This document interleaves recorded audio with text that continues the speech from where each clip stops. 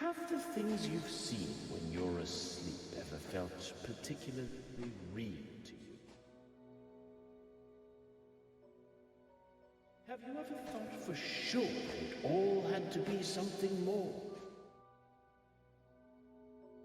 Well, that's because what you people think of as dreams is really this world. World of dreams?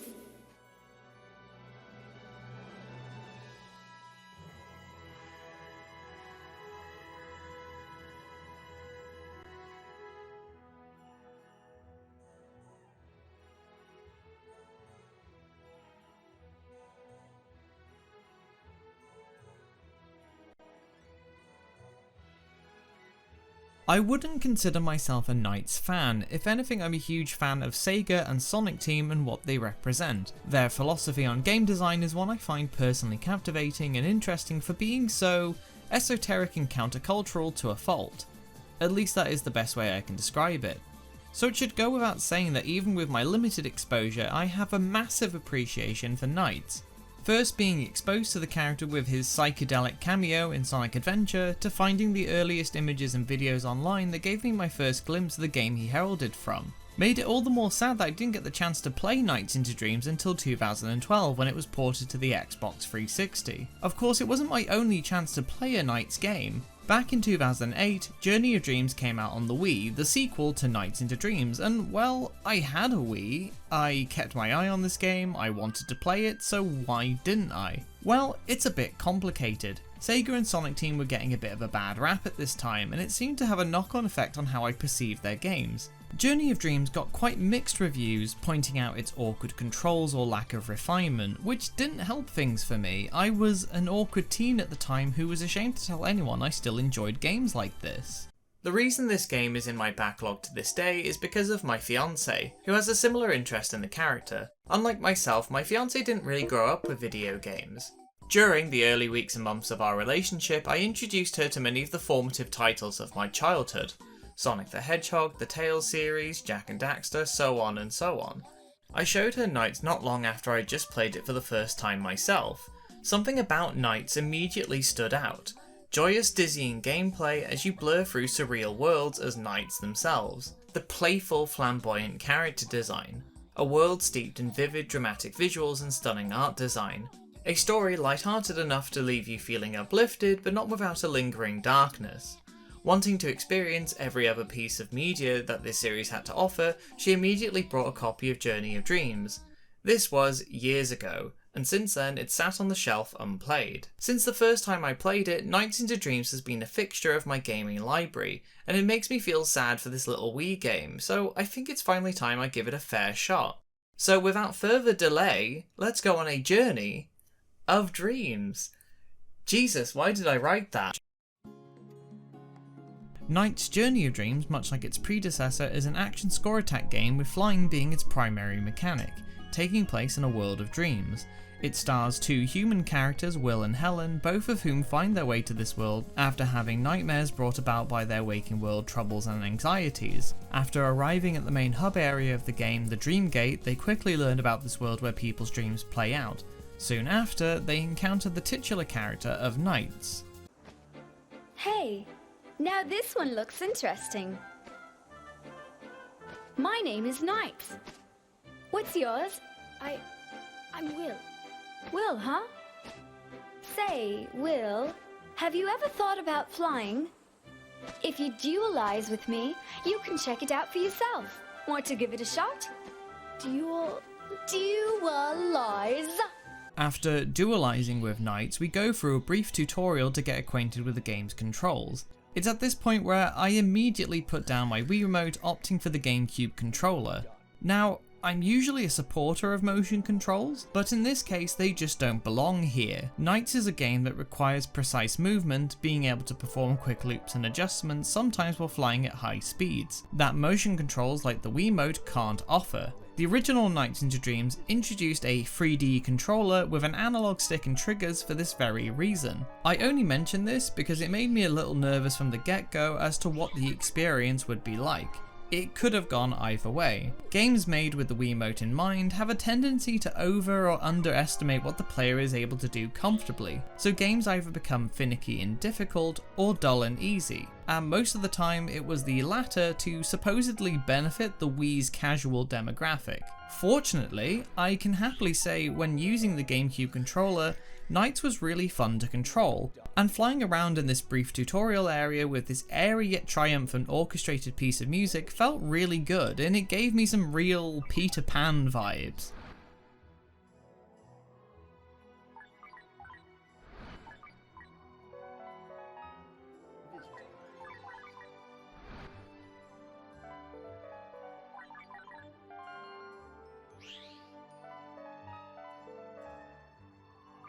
Within the first hour of playing the game, the many ways in which Journey of Dreams' structure and level design differ from its predecessor become apparent, and I think the best way to illustrate these changes for the uninitiated would be to describe the structure of the first game.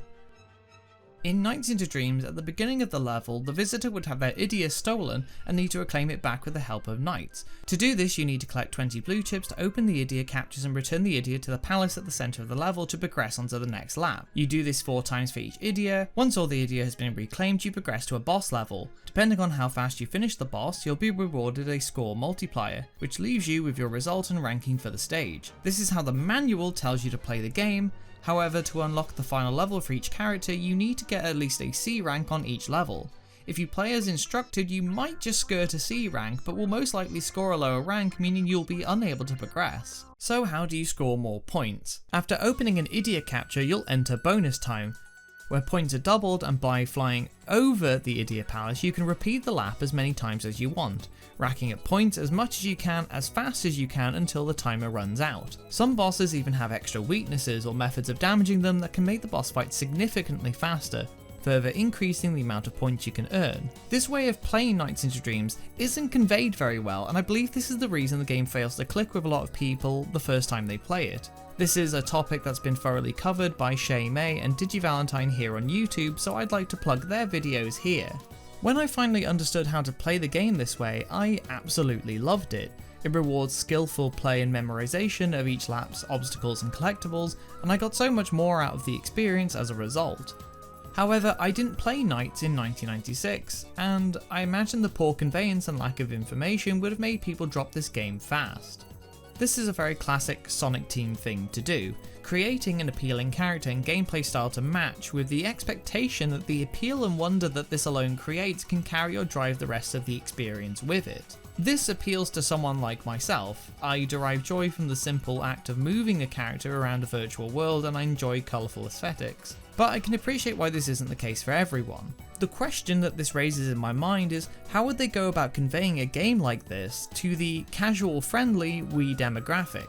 What, if anything, would Journey of Dreams do differently? In Journey of Dreams, each level is split into 5 missions. The first mission, the chase mission, is essentially the gameplay loop of the original game reworked. NiGHTS is trapped in this cage by Riala and needs to be freed by the visitor.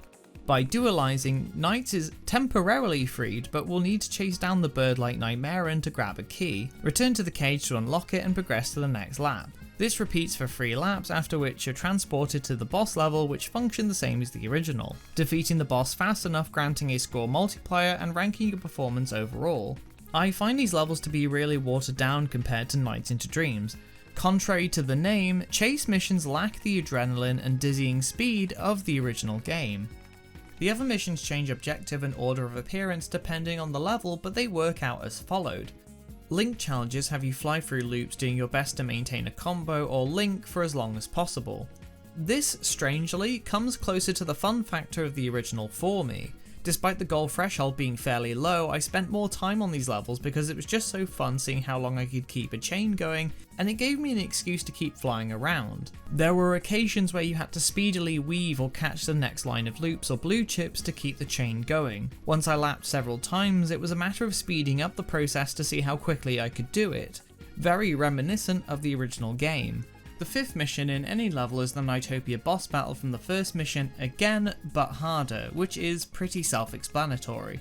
There are 2 other challenges which differ depending on the level, so this makes it trickier to categorize, but I'll do my best. One type of challenge appears to test your precision and control of knights in a variety of different ways. Some of my favourites include Pure Valley's Fluffy Catch, which has knights flying to save Knightopians using the power loop, as it gave me ample opportunity to practice the technique. My other favourite being Crystal Castle's Jewel Fever, which in order to get a perfect run will require you to make good use and timing of the power loop and drill dash to catch the falling jewels. The other type of mission is different depending on which character you're playing as. Will gets vehicle levels in Pure Valley and Lost Park. They're fine, mostly inoffensive. What I liked most about these levels is that they take advantage of Knight's ability to shapeshift, something he's noted to have in the original game but very rarely seen or used. However, in Delight City and all of Helen's levels, the children have their own stages where they walk around and do fairly bog standard platforming. Helen has the most of these walking levels and they are rough. The way that these characters run around is very janky and off-feeling. Despite the jank, these wouldn't have bothered me so much if the stages themselves were at least more interesting. Aqua Garden kept things nice and short. It has a cool parting of the Red Sea look to it where you navigate the sea floor. Crystal Castle has this cool trippy mirror effect, but it went on a bit too long. Memory Forest is probably the biggest offender, being the longest of these stages, and its copy and paste level design made it feel very repetitive and messy. That's it for my breakdown and initial impressions of the gameplay structure, so what did I think? I actually kind of like the levels being broken up into missions. Dare I say there's almost something Mario-esque with how the player is kicked out of the Knightopia after completing a mission, returning to be greeted with a new scenario playing out. It's kind of episodic and implies a progression or passing of time between events. It reminds me of the feeling of having a very long, elongated dream playing out in what is only a few hours in the waking world. The different scenarios this provides makes the game feel very playful and captures that aforementioned dreamlike sensation. This extends of course to the gameplay. There's definitely an emphasis on moving knights and making the best use of his abilities, especially in the missions I mentioned earlier. Arguably, this makes the game more focused and spoils the feeling of freedom of the original. And I admit, the first time during the chase mission where I got the key and attempted to fly over the cage only to be greeted by a long chain all the way to the top and bottom, forcing me to enter the next lap, I was a bit miffed. However, I think I understand why Sonic Team took this direction, and I believe to some extent it was the right call. The shadow that hangs over the original game is that it poorly conveyed its rules to the player and ostracized many for years. Journey of Dreams seems like it's trying to rectify that by giving the player a clear structure to adhere to and many opportunities to master Knights' handling. The way that we interpreted Nights into Dreams gameplay structure, the way the manual itself told us to play, is now actually the way you were meant to play it. That said, chase missions are ultimately watered down versions of Nights into Dreams gameplay loop, lacking the adrenaline and dizzying speed of that game. This is made up somewhat thanks to the Link challenge, but it makes me wish that the original style could have been included somehow, maybe as a separate arcade mode of sorts. Speaking of the Link challenge, as much as I enjoy them, the threshold for scoring an A rank seems pretty low, considering how easy it is in some of these missions to hold absurdly long combos. On one hand, it's kind of a testament to how fun Knights is to control. At any point, I could have just stopped with my A rank secured, but I kept going, simply because it was fun to control.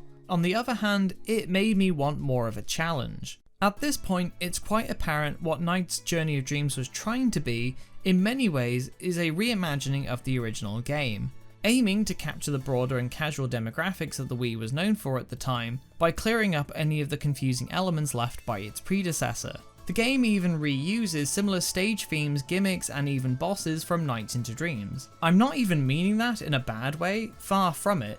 Nights into Dreams was such a wonderful game, and it would be a tragedy to live in a world without the creativity and joy it brings, that I'm more than happy to see those ideas transmuted into another form. I mean, thankfully we live in a world where the 2012 port exists, but you get my point. I can't begrudge the developers for retreading old ground. In this instance, at least. While the gameplay retreads a lot of the same ground covered by Nights into Dreams, the story surprisingly adds something quite fresh that pushes the series forward, even if just by a little bit. There is a heavy theme about familial bonds that isn't just limited to Will and Helen, but also knights themselves. In the previous game, the protagonists Elliot and Clarice dealt with very personal issues, that being anxiety. This is shown to us in their respective opening cutscenes. That personal conflict being resolved by the characters facing down their nightmares, the manifestation of their waking world dilemmas. Similarly, in this game, the opening cutscene for each character shows us what they're struggling with. Will is feeling alone and maybe even rejected by his father, while Helen feels guilty for not spending more time with her mother. While pivoting in opposite directions, the common factor is of course their relationship with their parents. Over the course of their respective journey through the different Nightopias, Will and Helen recall good times spent with their parents. It's thanks to this recollection and rebuilding of their relationships, symbolised through the collection of the Idea happening inwardly, that they are able to draw upon it for strength during the final level, Bell Bridge. It's here that Will and Helen can activate and use the red Idea by itself, allowing them to fly. Flying above and through Bell Bridge evokes a feeling of absolute euphoria and freedom. The visitors feel liberated of the burdens they felt in the waking world. But you know, this isn't new, we've seen this before. This is just a repeat of Twin Seeds from Nights into Dreams.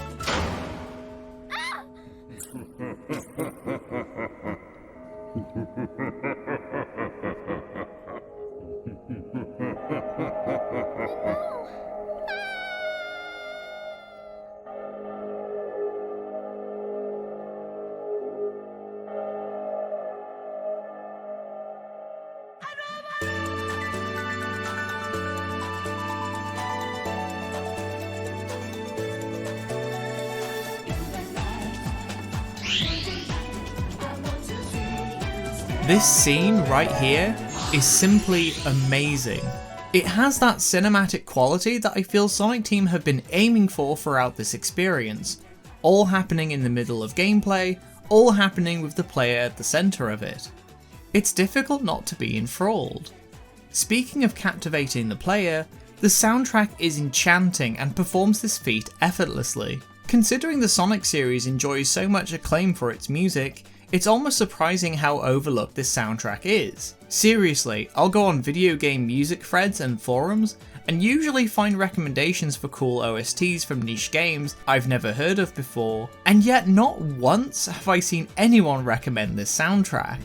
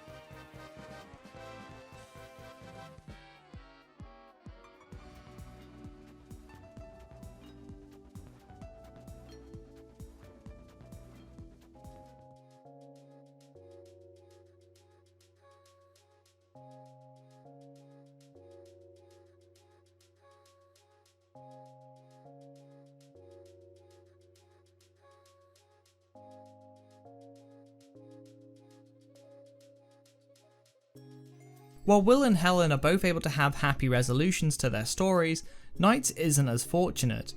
NiGHTS was created by Wiseman. He is NiGHTS' father. Here and there throughout both stories, it's brought to our attention through some interesting ways. Near my house, there's a park where all these dandelions grow. My dad used to take me there to play all the time. Your dad? Yeah, my dad, you know. Don't you have a father, NiGHTS? Oh, a father. I suppose you could call him that. Yeah, well, what kind of guy is he? But also through one big way which I feel could be reaching, but I'm hoping you'll humour me. Journey of Dreams introduced the persona masks. These feature prominently throughout. As a gameplay mechanic, Reala and Knights wear them, heck, it's even part of the title screen. It seems like it's a pretty big deal, but what is a persona? Like, really? To quote Carl Jung, oh my gosh, this is pretentious. Persona is the individual's system of adaptation to, or the manner he assumes in dealing with, the world.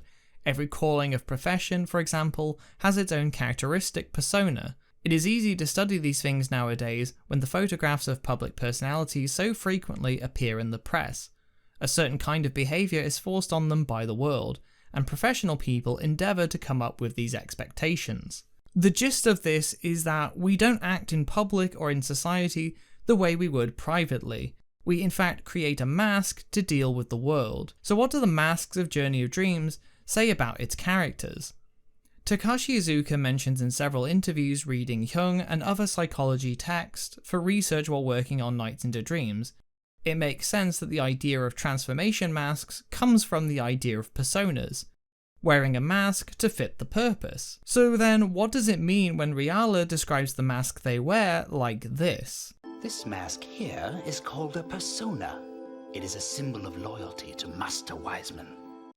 This mask that we see several times throughout and is described by Reala to be a symbol of loyalty to Master Wiseman is also worn by knights. I've been looking for you, Knights. Where's your persona? Took it off again, did you? In most cases, this mask is forced upon knights in order to make them obedient, like we see near the game's conclusion, where we see knights wearing this mask just after Wiseman proclaims, "If you refuse to bow to my will, then I have no further need for you. I shall take your mind, your consciousness, and create a new, more obedient servant." However, there is one time where this doesn't appear to be the case. Hey, Helen. Welcome to the world of glass. Why the funny mask? Oh, it's nothing. Come on, let's go. It's never explained why exactly Knights was wearing the persona here, but I think I have an explanation. Just like how the young visitors are struggling with their own parent-related troubles, so is Knights, potentially as a result of this Knight dimension being a reflection of Will and Helen's hearts respectively. Knights is a rebellious character by their nature, but I wonder if in this moment, and maybe others, Knights toys with the idea of being a better child to Master Wiseman. Perhaps Knights doesn't want this rift between them but can't reconcile with the evil intentions of their father. Much like the visitors in this case, Knights wonders whether their rebellious nature is the cause of conflict or negativity between the two of them, and to an extension their sibling Reala. In fact, I kind of feel sorry for Reala. The scenes where even they seem scared or intimidated by Wiseman make a lot more sense if we consider that they're just wearing a mask, a facade, imposing the desirable image of an obedient child onto their father figure. A word, if you will, Master Wiseman. It is because of the visitor's idiom that... Silence, Reala. Yes, Master. Master Wiseman has ordered me to bring you back with me, and I will do so. But I must warn you, though, that our master is quite displeased by your defiance. I have no wish to face his wrath myself. When I made this observation about the story, it became very poignant to me. It's not fully understood why we dream, but it's often speculated that when we dream, our brain is processing complex feelings and emotions. Most of you probably have parents or a parental figure in your life and can attest that we definitely have complex feelings around them. It's never the cleanest of relationships. As we grow older, the nature of it changes. We'll go through phases of love, adoration, hating and fearing, rejecting, everything that they represent. Some days we'll want nothing but their attention and validation, and the next we'll want to run a mile. There is a duality there that we simply accept. We reconcile the unreconcilable just to make the relationship work. The rebellious nature of Knights towards Wiseman that was established in Nights into Dreams gets to play out here, in part as a reflection of the feelings of the visitors. feelings of being rejected, guilt, insecurity, and disapproval. This story felt like the natural next step to take, and the theme of familial bonds fits perfectly. So, if this story feels so poignant, why is it not talked about more? It might seem unorthodox to talk about the presentation now, but I have my reasons. So let's get this out of the way. While I played the game on the Wii, for the purpose of this video, I replayed the game on Dolphin to capture cleaner footage. For your viewing pleasure, of course. Anti-aliasing and shoe polish can only do so much, however. Some models like Will and Helen still look stilted and awkward at times, but otherwise this game scrubs up quite nicely and helps me to highlight other more glaring problems which prevent Knight's Journey of Dreams from being a certified hood classic. So, this dialogue? You need to believe in your friends, Helen. You said you were good friends, right? Then you've got to believe in them. If you trust in your friend, then that trust is sure to get through. Maybe this is why you and I ran into each other again. I'll try to keep that trust, because we are friends. Yeah. It's worth noting, this criticism is aimed mostly at the visitors' models, animations, and voice work. The Nightmare characters mostly escape this criticism by having much better models and voice work, especially Riala and Wiseman. I will show you the power of the god. Now, receive my judgment.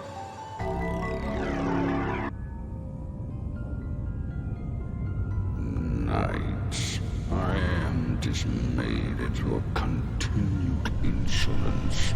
If only you had obeyed my will and accepted a new soul, at least your body could have lived on. I will banish you.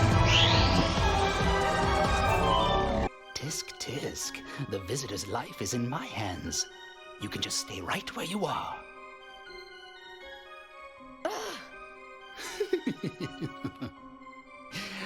That's a good boy. Oh, how I've waited for this moment. The opportunity to get you all alone, dear visitor. Now, how exactly should I go about getting what I want? Will and Helen's voice actors were obviously child actors, and it's definitely not the worst performance I've ever heard, but a lot of the line deliveries are questionable. And when synced up to the animations and models, it starts to become a bit uncanny valley. I know this isn't just a Knights or a Sonic Team thing, it can be found in many games from the mid-2000s, but the dialogue is just so awkwardly paced, the animations are stiff and lack emotional depth. It doesn't help convey the story Sonic Team wanted to tell here. This is a problem not present in the original game, and I hate to bring up Nights into Dreams so much throughout the course of this video, but it was kind of onto something by presenting its story without a single word of dialogue. While vague and nebulous at times, the visuals and stage design did so much work to convey the dreamlike, left up to interpretation quality that a dream-led narrative would probably entail. What does any of this mean? I don't know, but it'll be fun to think about 20 years later. Meanwhile, in Journey of Dreams, we just get told the meaning of each location. It's so pretty, but it looks so sad too. I'd think that everything in a world made of glass would be very fragile. Didn't I tell you? Nightopia is a world that mirrors the heart of a visitor. That means it was your heart that created this place, Helen.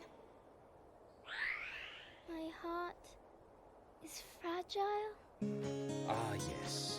A tree that reaches all the way up to the heavens must be a sign of your heart's resolve. Huh? Look closely. Small lakes, and what little greenery there is, all center around the tree. This tree must be the source of all life for this dried-up desert world. I do hope that it remains strong and healthy. Yeah, so do I. Hey! Some kind of seed just fell from the tree. Really? Where?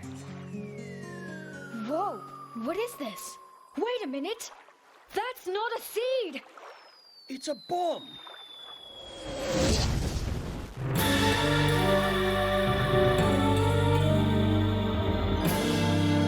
It is a tad ham-fisted to have the metaphor explained like that, but on the other hand, it makes what the team was going for a lot clearer and focused. For example, when you know the Memory Forest is a Nightopia created from Helen's memories, I never would have guessed. I like how Memory Forest seamlessly merges the merry-go-round, concert stage and library to the forest itself, much like how sometimes dreams condense and blend places from our real-life experiences together, again giving this world a very authentic feeling. When Helen talks about the memory of going on a picnic with her family, it's easy enough to connect the dots that the merry-go-round and other landmarks are all probably important memories tied to her mother. The use of dialogue also helps to bring up other subtle elements, for example Will's level Delight City. Well, I mean, it's nothing major. It's just, could we maybe go back to that city? With the neon lights? It's just that the city at nighttime, it feels like that's what the real world is like, for grown-ups. And someday, I'm going to grow up and I'll live in a world just like that. See? It's just like you see on TV or in the movies. Oh, sorry. You probably wouldn't understand. This scene helps to highlight the juxtaposition between the outer level's playground aesthetic with the inner level's darker, adult nightlife aesthetic, and that the want to grow up plays on Will's mind. While I like this, it still makes me question the need for the dialogue or cutscenes at all. Would it have not been possible to convey this meaning without it? Arguably, the answer would be yes, but obviously that isn't what the team were aiming for. There is a real effort here to convey something cinematic and epic. When I started the game and was greeted by the high quality FMV and music, I felt like I was in for something grand and movie-like, but once you get into the game proper, it becomes a bit jarring. The real highlight of the game is that Bell Bridge level, where gameplay, narrative and presentation all come together to aggrandize the whole experience. Perhaps it was the hardware, the talent, lack of resources, time, or a combination, but I feel Sonic Team didn't have enough to get their vision across, and it's a real shame. After completing both stories twice, you unlock the concept art gallery and sound test, and I miss this shit. The behind-the-scene featurettes, sketches, and illustrations drawn by human hands and brought to life in the form of a video game, giving you that feeling of, oh shit, people made this? If these people could bring their creations to life, so can you. Seeing the creativity laid bare in this art makes me appreciate the worlds that I've just travelled through. The lack of conversation surrounding Journey of Dreams made me feel it wasn't a worthwhile entry into the series. I now realise that the reason that this game probably doesn't get talked about is simply that NiGHTS as a series isn't discussed very often online. The original game is a cult classic for a reason, though in the mainstream gaming scene it's probably just known for being that Sonic Team game for the Saturn. I mentioned that in the beginning that Nights into Dreams had become a fixture of my gaming library. It's one I revisit nearly every year, and I think Journey of Dreams will be getting the same treatment going forward. It's definitely a worthwhile entry. I also mentioned earlier that it was my teenage awkwardness that had kept me away from the game for so long, and that was a mistake. Although its presentation of its story and visuals let it down, I think the team's creativity and soul bleeds through, and sometimes that's all I need to see to have a satisfactory experience with a piece of media. I was skeptical and cautious of the changes Sonic Team tried to implement, but I can see the merit of what they were trying to do. In terms of gameplay and narrative, they wanted to add more variety. The character and premise of the dream world begged to be played around with and expanded upon, and I can really appreciate that. It's such an inspired and creative world, and god damn it, I want a NiGHTS 3 so much right now. With what's possible in video games, I would love to see this team go full on with a new game in the future.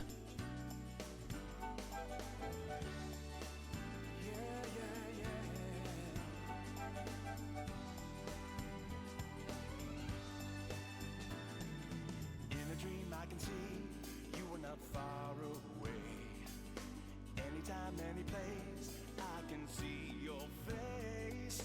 You are that special one that I've been waiting for.